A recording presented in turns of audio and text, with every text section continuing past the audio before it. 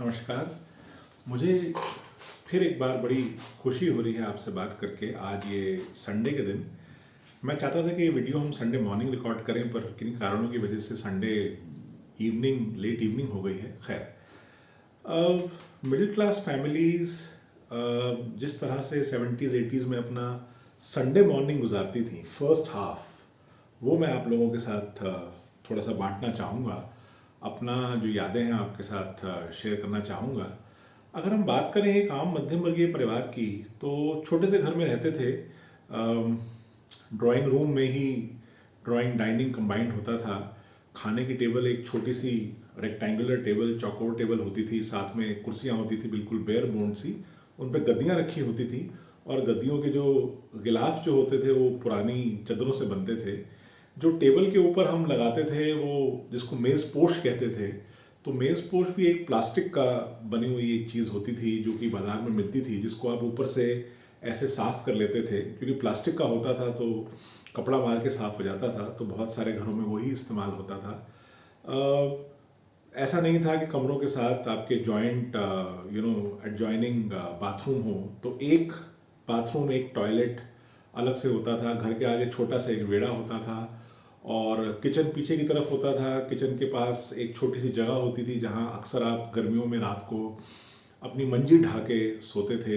वहीं पे एक नलका लगा होता था और नलके से जो घर की जो महिला थी, जो वाइफ थी या महिला या जो भी थी वहाँ पर, वो कपड़े धोया करती थी वहीं पर, और वहीं पे फिर सुखाने के लिए तार भी लगी होती थी। तो बेसिकली घर का नक्शा बड़ा सिंपल सा और सादा सा होता था। और ये लग्जरी नहीं थी कि मेरा अपना कमरा होगा, मेरा अपना रूम होगा, वगैरह वगैरह। तो आपको आप फोर्स्ड होते थे एक तरह से कि आप एक साथ ज़िंदगी गुजारें। तो संडे मॉर्निंग कैसे शुरू होता होगा?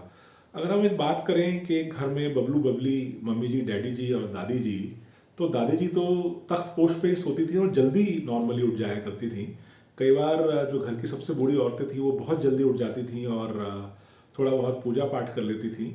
हालांकि हमारी नानी पूजा पाठ में उनका ज़्यादा नहीं था विश्वास, भगवान में विश्वास करती थी, पूजा पाठ में ज़्यादा विश्वास नहीं करती थी। पर बहुत सारी औरतें थोड़ा जल्दी उठ जाती थी और एक भगवान की फ़ोटो के सामने थोड़ी सी घंटी बजाकर पूजा कर लेती थी। और उसके बाद उठती थी मम्मी जी, थोड़ा सा सुबह किचन को स्टार्ट करने के लिए। उनका दिन जल्दी शुरू हो जाता था।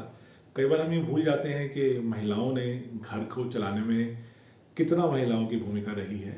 डैडी जी बड़े, उस ज़माने के डैडी जी बड़े सख्त मिजाज हुआ करते थे, ज़्यादा बच्चों से बात नहीं करते थे, डिस्टेंस रखते थे। ये कहा जाता था कि फादर को, मतलब डैडी जी को डिसिप्लिन के लिए थोड़ा डिस्टेंट रखना बहुत ज़रूरी है। फिर वो उठते थे और जाके कुल्ला करते थे, ऐसे बड़ी आवाज़ करते हुए, वो ऐसे ऊपर मुंह करके, और फिर ऐसे वो जो एक ही बेसिकली बाथरूम के बाहर लगा होता था एक नलका और वो एक शीशा, तो उसमें वो ऐसे आवाज़ निकालते निकालते कुल्ला करते थे सुबह सुबह। और इस तरह से दिन शुरू होता था। फिर आती थी बारी उठने की बबलू और बबली की।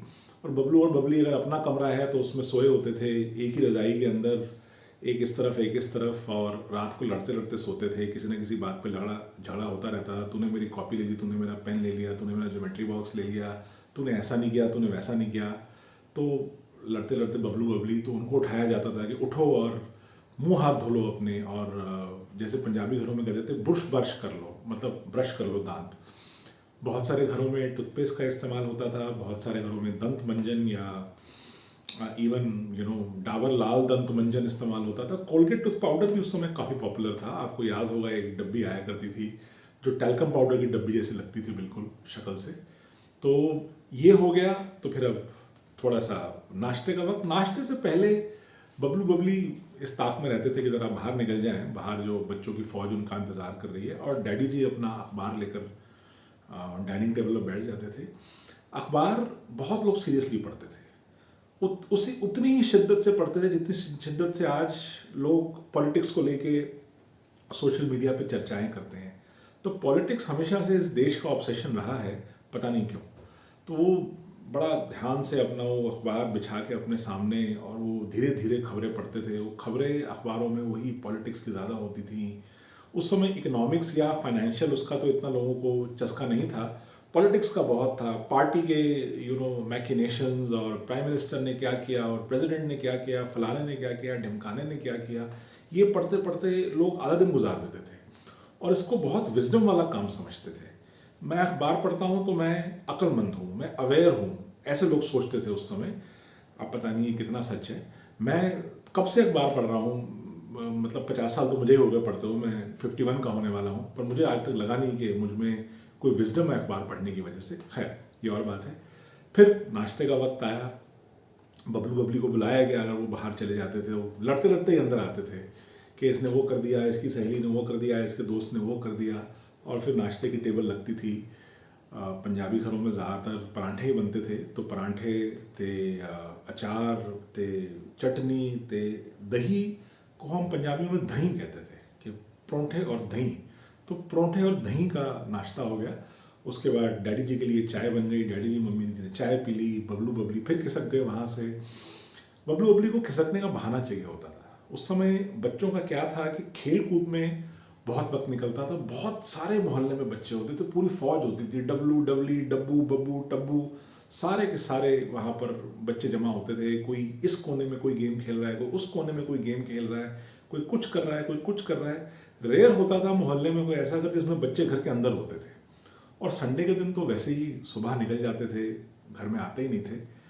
तो नाश्ता हो गया एक बार, तो मम्मी जी और डैडी जी फिर बैठते थे कुछ प्यार भरी बातें करने। उन प्यार भरी बातों में मम्मी जी बता देती थी कि डैडी जी ने क्या क्या नहीं किया पूरे हफ्ते में, क्या क्या सब्जी नहीं लाए वो, क्या क्या घर के लिए ग्रोसरीज नहीं लाए, और किस चीज़ की अभी लाने की ज़रूरत है। डबल रोटी नहीं है, दाल नहीं है, लून, पंजाबियों में लून नमक को बोलते हैं, लून ख़त्म हो गया है, मिर्च नहीं है, ये दाल नहीं है, वो दाल नहीं है। आप कुछ करते नहीं हो, या ऑफिस में रहते हो, या घर आके ये कुछ अखबार पढ़ने लग जाते हो, आप कुछ और करते नहीं हो। तो ये बड़ी प्यार भरी जो बातें होती थी डैडी जी मम्मी जी के बीच में, उम्र भर का प्यार था भाई। तो उसके बाद फिर डैडी जी रिलक्टेंटली उठते थे और शेव करने के लिए निकलते थे। शेव करना भी बड़ा जटिल काम था उस समय, क्योंकि कुछ इक्विपमेंट बड़ा प्रिमिटिव ही होता था। मेरे ख्याल से टोपैज या ऐसी ऐसी कंपनीज, पनामा नाम की कंपनीज के ब्लेड्स होते थे, और उससे वो उसमें लगा के ऐसे वो करते थे, शेव करते थे। और बड़ी बार कटने की संभावना रहती थी। अगर आप केयरफुली नहीं करो तो बड़ी बार कटने की संभावना रहती थी। और अगर यहाँ से कभी कट जाए तो लोग बहुत हंसते थे आपके ऊपर, क्योंकि यहाँ पे ऐसे चेपी लगाना, थोड़ा सा मूँछों के अंदर बिल्कुल अगर आपकी घनी मूँछें हों तो वो भी कोई आसान चीज़ नहीं थी। तो खैर शेव भी पूरा हुआ, 12:30 बज गए। अब अगर आपके घर में, उस समय तो घर में, पूरे घर में एक ही रेडियो होता था, तो आपने रेडियो वो ऑन ही रहता था। मतलब वो सुबह जो ऑन हुआ तो फिर वो ऑफ नहीं होता था। अब उस पर कुछ गाने आने शुरू हो गए। मम्मी जी ने कपड़े धो लिए, खुद नहा लिया, अपने सर पे वो तौलिया बांध के बाल्टी लेके निकल आई, कपड़े सुखाने डाल दिए। डैडी जी अब अपना पूरा मतलब ड्रेसअप हो गए, बनियान और वो जो स्ट्राइप पजामा होता था उसकी जगह उन्होंने कपड़े पहन लिए, थोड़ा सा बाहर चले गए वो घर का सामान लाने के लिए। और मम्मी जी फिर लग जाती थी लंच की तैयारी में। और फिर लंच जो भी बनता था, जिस घर में जैसा भी बनता था, अब लंच पे आवाज़ें लगाने की। इसके बीच में दादी जी बाहर वेड़े में बैठी होती थी, मंजी ढा के, जैसे पंजाबियों में कहते हैं मंजी ढा के बैठना। तो वो मंजी पे अपनी रज़ाई लेके बैठती थी, बीच में उनको चाय वहीं पे सप्लाई हो जाती थी। कॉफ़ी तो उस समय रिवाज ही नहीं था, सिर्फ चाय चलती थी, और वो भी वो ग्लास के कप में लोग ऐसे ऐसे आवाज़ निकाल निकाल के चाय पीते थे। और इसको बड़ा अच्छा माना जाता था कि जैसे स्वाद से आप चाय पी रहे हैं, मतलब सुड़क सुड़क के चाय पीते थे ऐसे। कई बार ऐसे डैडी जी, ऐसे मम्मी जी, ऐसे दादी जी, तीनों बैठ के चाय पी रहे होते थे सर्दियों में, ऐसे करके। बड़ी ऐसा लगता है तूफान आ रहा है जैसे डिस्टेंस में एक। तो इस तरह से 12:30, 1, 1:30 बज गया, दादी जी को बाहरी खाना खिला दिया। अब बबलू बबली को बुलाने की तरकीब होती थी, किस तरह से घर में आ जाए। बबलू बबली आसानी से, आपको पता, आने वाले थे नहीं। वो बाहर से कह देते थे हम अभी नहीं आ रहे हैं, मैं खेल रहा हूँ, मैं खेल रही हूँ, ये है वो है। फिर वो झगड़ते झगड़ते एक दूसरे से वापस घर में आके बैठते थे, बड़ी मुश्किल से लंच की टेबल पर। फिर होता था नेक्स्ट कुछ आवर्स की प्लानिंग। तुमने नहाना कब है, तुम तो मुंह हाथ भी नहीं धोते, कैसे तुम लोग हो, पता नहीं कैसे चल रहे। जितनी सारी मॉरलाइजिंग जो टॉक होती थी, बराज पूरा वो डैडी जी का, मम्मी जी का पूरी फोर्स के साथ बबलू बबली पे आता था कि तुमने नहाया भी नहीं, मुंह भी नहीं धोया, तुम ब्रश किया तुमने सुबह से, कैसे घूम रहा है, कपड़े पहने हैं ढंग के, कभी कपड़े ढंग के भी पहनने होते हैं। तो ऐसी ऐसी बातें इसी टोन में होती थी। और फिर बबलू बबली रिलक्टेंटली जाते थे। अगर तब तक कि नहाए हुए तो फिर अब क्या नहाना सर्दियों के दिनों में, जब लंच आ गया तो फिर नहाने की ज़रूरत क्या है।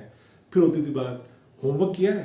कल भी था, तुम खेलते रहे ना कल सारा दिन भी, कल भी तुमने बैठ के कुछ होमवर्क तो नहीं किया होगा। अब एग्जाम आने वाले हैं, कोई पढ़ाई का सोचा है कभी कि सारा दिन जाके बाहर खेलना होता है? हाँ, कभी तुम लोग अपने आप कुछ सोचते हो?